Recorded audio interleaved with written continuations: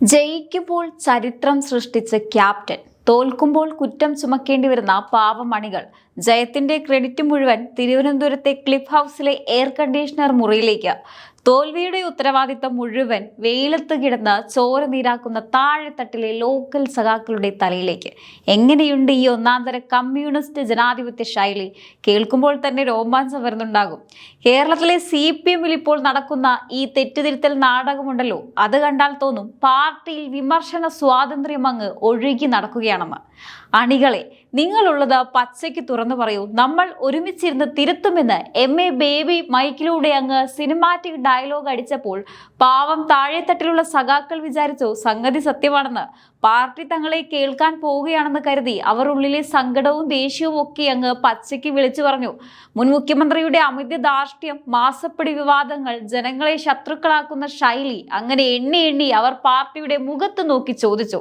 പണ്ട് പാറശാലയിൽ സഖാവ് പിണറായി വിജയനെ കാരണഭൂതൻ എന്ന് പാടി പുകഴ്ത്തി മുറ്റത്ത് മുണ്ടുമടക്കി കുത്തി തിരുവാതിര കളി നടത്തിയ ഏരിയ സെക്രട്ടറി പോലും ഇത്തവണ കളം മാറിച്ചവിട്ടി.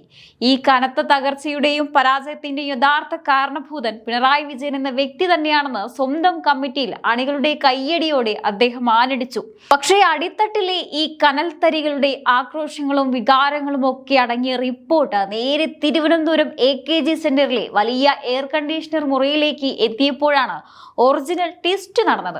താഴെ നിന്ന് വന്ന കത്തുകളിലെ പിണറായിക്കെതിരെയുള്ള ഓരോ വരിയും, ഓരോ വിമർശനവും, നേതൃമാറ്റത്തിനായുള്ള അണികളുടെ മുറവിളികളും നമ്മുടെ സംസ്ഥാന സെക്രട്ടേറിയറ്റ് ഇരട്ടച്ചങ്കോടെ അങ്ങ് വെട്ടിനിരത്തി.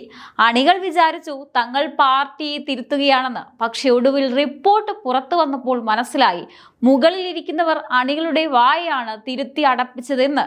അണികളെ പെരുവഴിയിലാക്കി AKG സെന്ററും ക്ലിഫ് ഹൗസും നടത്തുന്ന ഈ ഒളിച്ചുകളിയുടെ അന്ത്യം എവിടെയാണ്? പിണറായിയും ഗോവിന്ദനും മാറുമോ, അതോ കേരളത്തിലും ബംഗാൾ ആവർത്തിക്കുമോ? വാ തുറന്ന അണികൾ ഒടുവിൽ ചെന്നെത്തുന്നത് എവിടെയായിരിക്കും?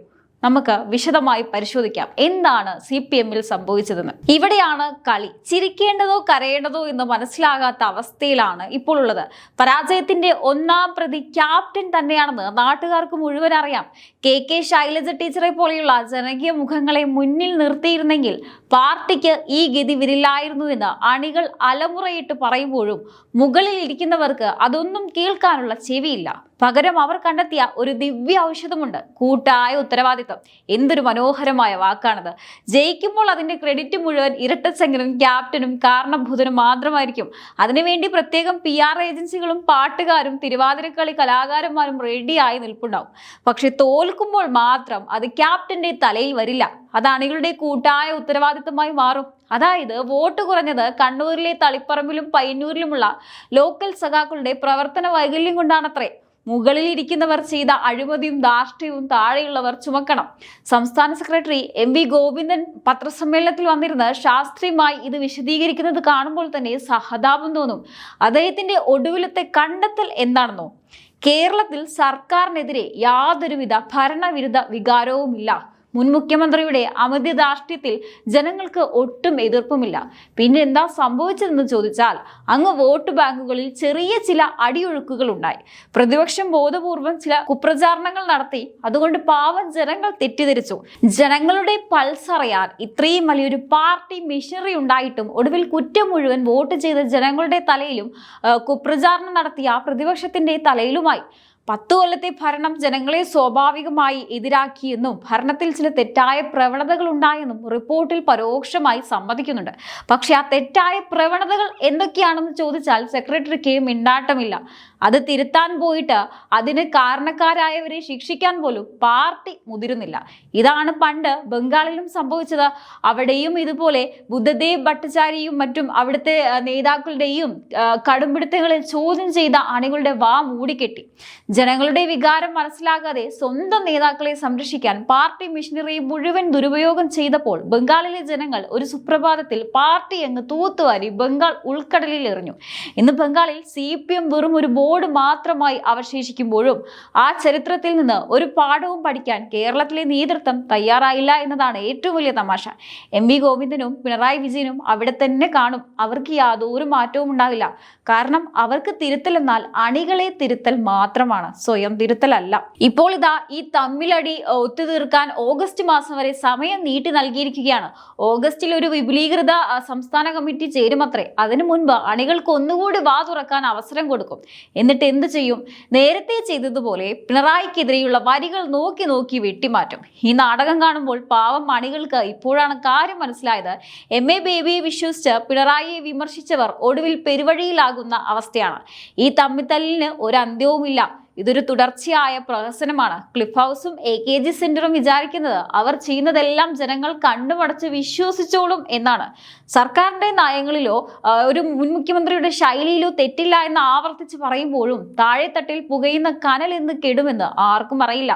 ഒരു മുഖ്യമന്ത്രിയുടെയും മന്ത്രിമാരുടെയും ധാർഷ്ട്യവും അഴിമതി ആരോപണങ്ങളും വണ്ടിച്ചെക്ക് വിവാദങ്ങളും മാസപ്പടിയും ഒക്കെ ജനങ്ങൾ മറന്നോളുമെന്ന് കരുതുന്നത് എത്രത്തോളം വിഡ്ഢിത്തമാണ്. ഈ കടമ്പിടുത്തം തിരുത്തിക്കാൻ അണികൾക്ക് കഴിഞ്ഞില്ലെങ്കിൽ വരാനിരിക്കുന്ന തിരഞ്ഞെടുപ്പുകളിൽ ഇതിലും വലിയൊരു ബംഗാൾ മോഡൽ ദുരന്തമായിരിക്കും ഈ പാർട്ടിയെ കാത്തിരിക്കുന്നത്. തിരുത്തൽ പ്രക്രിയ എന്നത് വെറും കണ്ണിൽ പൊടിയാണെന്ന് ജനങ്ങൾക്കും അണികൾക്കും ബോധ്യപ്പെട്ടു കഴിഞ്ഞു. ഇനിയിപ്പോ ഓഗസ്റ്റിലെ വിപുലീകരിച്ച കമ്മിറ്റി കൂടി കഴിഞ്ഞാൽ ഗോവിന്ദൻ മാസ്റ്റർ അടുത്ത ക്യാപ്സ്യൂളും കൊണ്ടുവരും. അതുകൊണ്ട് സഖാക്കളെ, മുകളിലിരിക്കുന്നവർക്ക് ഒരു മാറ്റവുമില്ല. അവർ അങ്ങനെയേ പോകും. താഴെയുള്ളവർ ഇനിയും തൊണ്ടപൊട്ടി നിലവിളിച്ചാലും AKG സെന്ററിലെ AC-യുടെ തണുപ്പിൽ ആ ശബ്ദം അങ്ങ് ഇല്ലാതായിക്കോളും. ഈ തമ്മിലടി ഇവിടെ ഒന്നും തീരില്ല.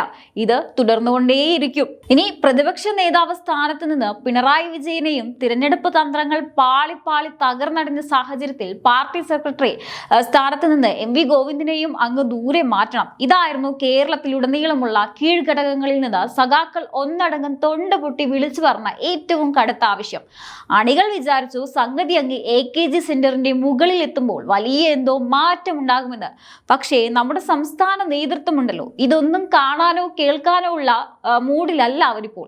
ഈ വലിയ നേതൃമാറ്റ ആവശ്യമുണ്ടല്ലോ, അത് സംസ്ഥാന സെക്രട്ടേറിയറ്റിന്റെ അന്തിമ റിപ്പോർട്ട് അങ്ങ് അച്ചടിച്ചു വന്നപ്പോൾ അതിൽ നിന്നും പൂർണ്ണമായും ഒഴിവാക്കപ്പെട്ടു.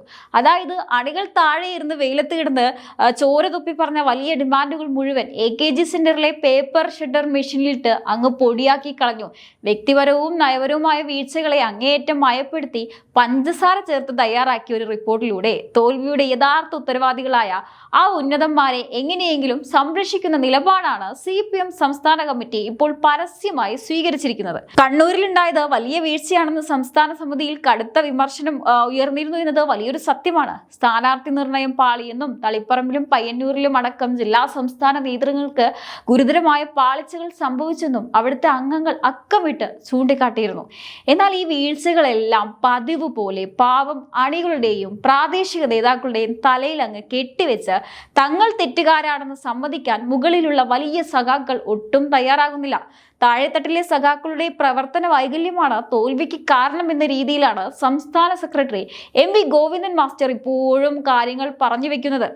ഇത് കേൾക്കുന്ന അണികൾക്കിടയിൽ പുകയുന്ന കടുത്ത അമർഷമുണ്ടല്ലോ, അത് എപ്പോൾ വേണമെങ്കിലും പൊട്ടിത്തെറിക്കാവുന്ന ഒരു അഗ്നിപർവ്വതമായി മാറിക്കഴിഞ്ഞു. കനത്ത തോൽവിക്ക് കാരണം കേവലം ജാതി സമവാക്യങ്ങളോ വോട്ട് ചോർച്ചയുമാണെന്ന് വരുത്തി തീർക്കാനാണ് പാർട്ടി റിപ്പോർട്ടിൽ ഇപ്പോഴത്തെ ദയനീയമായ ശ്രമം. അതിലും വലിയൊരു കോമഡി എന്താണെന്നോ, സംസ്ഥാനത്ത് ഇടതുപക്ഷത്തിനെതിരായി യാതൊരുവിധ ഭരണവിരുദ്ധ വികാരവുമില്ലെന്ന അസംബന്ധമായ കണ്ടെത്തലാണ് റിപ്പോർട്ടിലുള്ളത്. സർക്കാരിന്റെ നയങ്ങളിലോ ഒരു മുൻ മുഖ്യമന്ത്രിയുടെ അമിത ധാർഷ്ട്യത്തിലോ ജനങ്ങൾക്ക് ഒട്ടും എതിർപ്പില്ലെന്നും വോട്ട് ബാങ്കുകളിലെ അടിയൊഴുക്കുകൾ മാത്രമാണ് തിരിച്ചടിയായതെന്നുമാണ് സംസ്ഥാന സമിതി വിലയിരുത്തുന്നത്. ഇത് ജനങ്ങളുടെ പൾസ് അറിയാൻ പാർട്ടിക്ക് ഇനിയും കഴിഞ്ഞിട്ടില്ല എന്നതിന്റെ വ്യക്തമായ തെളിവാണ്. ഇനി ഈ വിഷയത്തിൽ നിങ്ങൾക്ക് എന്താണ് തോന്നുന്നത്? അണികൾ പറയുന്നത് പോലെ പിണറായി വിജയനും M.V. ഗോവിന്ദനും മാറേണ്ട സമയം കഴിഞ്ഞു? അതോ പാർട്ടി പറയുന്നത് പോലെ ഇതൊക്കെ വെറും മാധ്യമ സൃഷ്ടിയും കുപ്രചാരണങ്ങളും മാത്രമാണോ? തീർച്ചയായിട്ടും നിങ്ങളുടെ അഭിപ്രായങ്ങൾ താഴെ കമന്റ് ബോക്സിൽ രേഖപ്പെടുത്തുക. മറ്റൊരു വിഷയവുമായി വീണ്ടും കാണാം. നന്ദി.